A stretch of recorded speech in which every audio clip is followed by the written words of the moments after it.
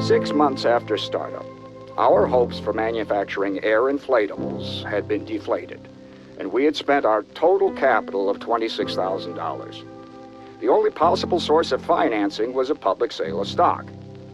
Pentair's first outside shareholders took a chance on the integrity of the principles of the company when the business itself was in a state of collapse. These shareholders, ordinary people who really didn't have money to lose, saved the company. Protecting their interests became our highest priority. The founders of the company tried a number of different industries. They didn't know what was around the corner for those industries, but they did know how they wanted to run the company.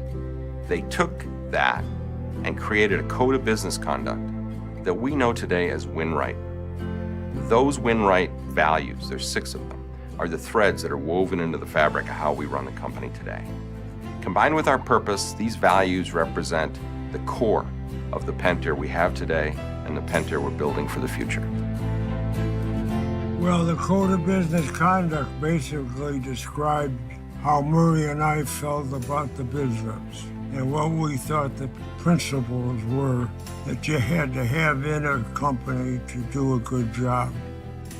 Win Right values are an extension of the overall culture that Pentair has had throughout its whole history, and each one says it a little different, but it says the same thing. The company does want to prosper and succeed, but we want to do it with good values and a tradition of Pentair. For 50 years, the deep dedication to what's right and how business should operate has come to life in many ways inside of Pentair.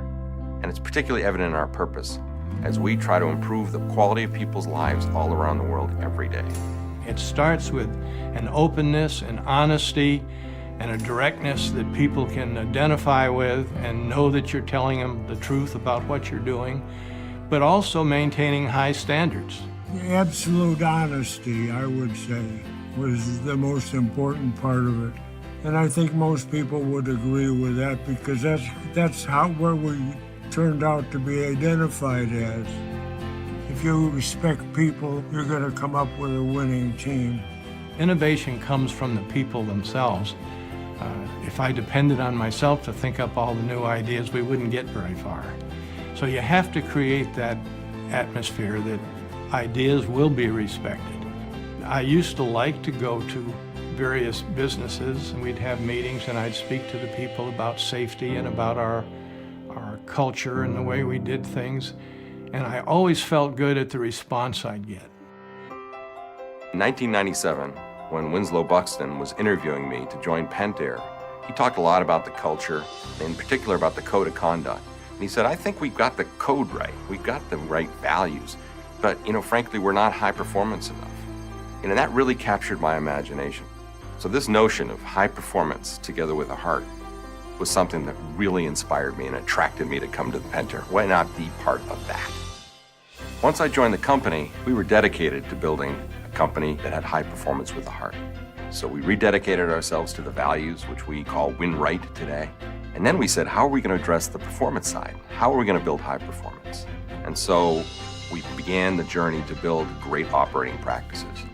That became PIMS, and the foundation of PIMS, of course, is Lean Enterprise. We also paid attention to how do we take the Win Right values and make them more real for everybody. And in particular, applying them through the foundation to things like Project Safe Water was extraordinarily rewarding. I'm keenly aware that without all of our people, without all of you, our values would just be words on a paper. We do have great people, and it was people that our founders recognized were important. So as we celebrate 5 decades of growth, I'm extremely proud of what we've accomplished, and I'm very excited about what the next 5 decades holds for Pentair.